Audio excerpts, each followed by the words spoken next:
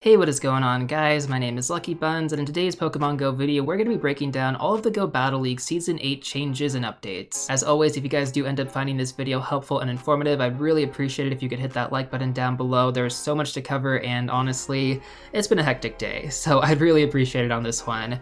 Anyways, though, that being said, we have a lot to go through, so let's jump straight into it. So there are so many changes in Go Battle League Season 8, guys. Like, seriously, there's tons of very exciting updates right now. First things first, though, the timeline for Season 8 is going to take place from May 31st to August 30th at 1 p.m. respectively. This is going to be a 3-month season, so definitely a lot of time to go for Legend, and honestly, with all the meta changes, I think it's pretty possible. So now that we know that we're going to have a 3-month season, let's talk about the availability in terms of what leagues we can expect, as well as what specific cups we can expect from that rotation. So from May 31st to June 14th, we're going to have Open Great League available. Then from June 14th to June 28th, we're going to have Ultra League as well as the Ultra League Premier Cup available. From June 28th to July 12th, we're going to have Master League as well as Master League Classic, plus the Element Cup, which is going to be very similar to the Little Cup. It's going to be a 500 CP cup, and you're only going to be able to use Fire, Water, and Grass type Pokemon. Then from July 12th to July 26th, we're going to have Great League back in rotation, plus the Great League Remix Cup, which we previously had in Season 7. And then from July 26th to August 9th, we're going to have Ultra League back in rotation, plus the Ultra League Remix Cup, so that's going to be pretty new. We're going to go over the ban list a little bit later on in the video. If you guys want to skip to that right now, I'm going to have timestamps available. From August 9th, though, to August 23rd, we're going to have Master League plus Master League Classic plus Ultra League Premier Cup during that rotation, so we are going to have 2 rotations for Ultra League Premier Cup. And then finally, from August 23rd to August 30th, we're going to have all 3 open leagues available. So overall, you definitely do have a decent amount of opportunity to push your way through to Legend. You are going to have to adapt to some of the meta, though, and I think Element Cup is going to be quite good for some people in terms of whether or not they can adapt or, I guess, get their hands on Ducklet, right? Because that's going to be the MVP, apparently. Anyways, though, with the rotations out of the way, let's move on over to our next topic, which is going to be Go Battle League Nights, and those are going to be coming back. So previously we've actually had this, I think, twice before. I could be wrong about that. But essentially Go Battle League Nights are going to be an entire session, right, where you're going to have the availability, or sorry, not the availability, the ability to do 20 sets. Yeah, 20 sets, 100 battles, opposed to the 5 sets that you get every single day. So these are going to be available from 6 p.m. to 12 p.m. your local timer. Sorry, I should say 11:59 p.m.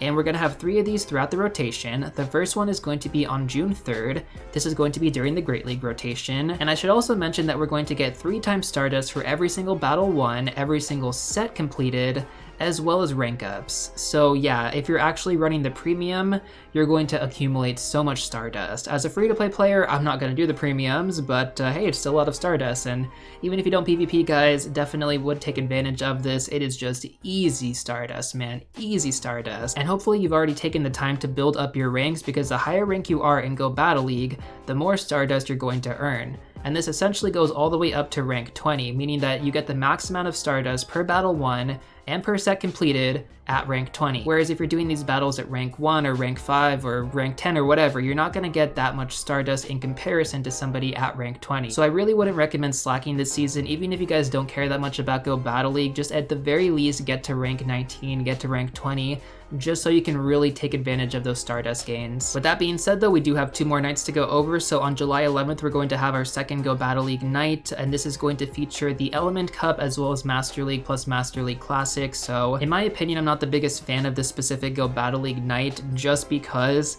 I mean, the cups aren't that great. Master League is just trash. It's a pay-to-win cup in my opinion.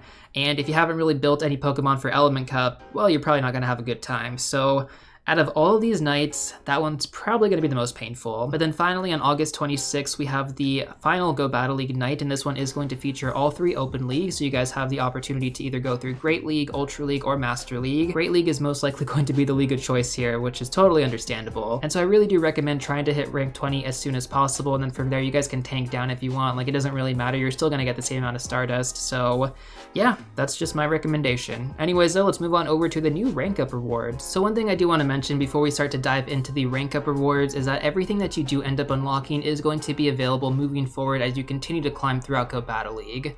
So first off, we're going to have rank 1, you're going to get a Machamp encounter. This is guaranteed. With that being said though, Machamp is not going to be one of the unlockable rewards, but you do actually unlock Machoke, Ariados, Sableye, and Snover. Those are all going to be available in Go Battle League moving forward for you. And then at rank 5, you're going to get the guaranteed Pokemon Mienfoo. This is going to be a new Pokemon specific to Go Battle League, which is pretty cool. And then after that, you're also going to unlock it for the rest of the season, so you guys can take advantage of the candy farming. I definitely will be.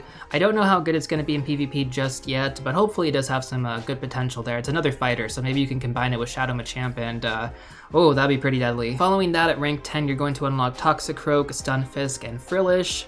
Then at rank 15, you're going to unlock Skarmory, Scraggy, and Rufflet. And once you make it to rank 19, you're going to get an Elite Charge TM, and you're also going to get an Elite Fast TM at the end of the season. So again, guys, getting to rank 19, getting to rank 20 is highly recommended, but specifically at rank 20, you are going to unlock the ability to get Legendary Pokemon as encounters. So basically, whatever Legendary is in rotation, you're going to have the ability to get that Pokemon from Go Battle League. So if we actually have like raid weekends and stuff, you guys have the chance to get that Pokemon and potentially even its shiny form too.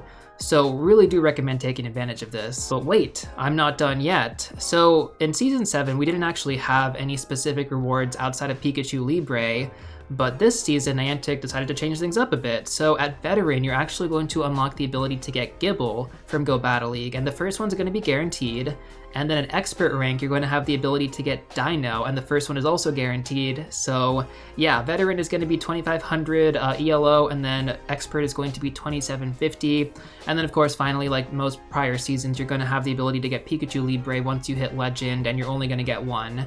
So yeah, that's pretty nice. Honestly, in my opinion, I think the rewards are pretty good. So overall, Niantic is doing an excellent job with the encounter rewards. In my opinion, it is motivating players to actually push for those higher ranks again, because once you unlock the ability to get Gible, that's going to stay there for the rest of the season, even if you end up tanking down after Veteran. Moving on to our next topic here though, let's talk about the exclusive trainer pose as well as the exclusive trainer outfit for Season 8. You're going to have the ability to unlock the Karina pose as well as the Karina outfit. So what's really cool about this season is that opposed to the prior 7 seasons where you unlock the pose as well as the outfit once you hit Legend, this time around, it's going to work a little bit differently. Once you hit Ace, you're going to unlock the gloves. Once you hit Veteran, you're going to unlock the shoes. And then once you hit Expert, you're going to unlock the rest of the outfit, the top and the bottom. And then once you hit Legend, that's when you're going to unlock the pose. So the only thing that stayed consistent from prior seasons is that you unlock the pose once you hit Legend, which makes sense because that's arguably one of the coolest things that you get. The exclusive pose, in my opinion, is honestly one of the best things to showcase that you actually have some pretty good skill in Go Battle League, and I love flexing my Season 6 pose of N. It is so cool. And I'm actually glad that they included the outfits for the prior ranks, just because I think most people, you know, even if they can't hit Legend, they do have something to showcase, whether they got to Veteran or Expert or even Ace, you know? But of course, if you get to Expert, then you got the whole outfit. So, I mean, that's definitely really, really cool. And it's also a lot more attainable for some players compared to going for Legend. Like, some people actually get to the gate 2900s, but don't make it to Legend. So at the very least, they get the outfit, which in my opinion is pretty cool. I like this change. I definitely do like this change a lot. So that's basically going to be it for the encounter rewards, as well as the exclusive pose and the exclusive outfit for this season. Now let's go and talk about the ban list for Great League Remix and Ultra League Remix. I also want to remind you guys that you don't have to participate in the Remix Cups. These are totally optional, but they are going to be a little bit more interesting if you're tired of tackling the meta. So these Pokemon as follows are not going to be available: Venusaur, Alolan Ninetales, Alolan Marowak, Meganium, Azumarill, Politoed, Umbreon, Skarmory, Swampert, Pelipper, Vigoroth, Medicham, Altaria, Defense Form Deoxys, Bastiodon, Toxicroak, Scrafty, Galvantula, Galarian Stunfisk, and Talonflame. I'm sure some of you just lit up right now after hearing those Pokemon were banned in the Great League Remix Cup. So again, definitely some good potential there. If you guys want to push for Legend, you don't have to deal with any of those annoying meta Pokemon, and it should be pretty fun. Moving on over to the Ultra League Remix Cup. So this is going to be the first of its kind, and the banned Pokemon are going to be as follows: Venusaur, Charizard, Clefable, Poliwrath, Alolan Muck, Gyarados, Lapras, Articuno, Umbreon, Scizor, Swampert, Registeel, Empoleon, Togekiss, Altered Form Giratina, Cresselia, Escavalier, Talonflame, Melmetal, and Obstagoon. So I'm definitely screwed in regards to the Ultra League Remix Cup. That one's going to be filled with extra large Pokemon. I can already see it now, guys. Yikes. And then we already talked about the Element Cup, so I'm not going to go over that again. But the final thing that I want to touch on in this video is going to be the Season 8 attack updates. So this is quite interesting. We have a lot of very interesting move changes and move buffs, and a lot of it is going to poison types because, you know, fairy type attackers have been killing the meta in Go Battle League. So let's go and talk about some of this stuff.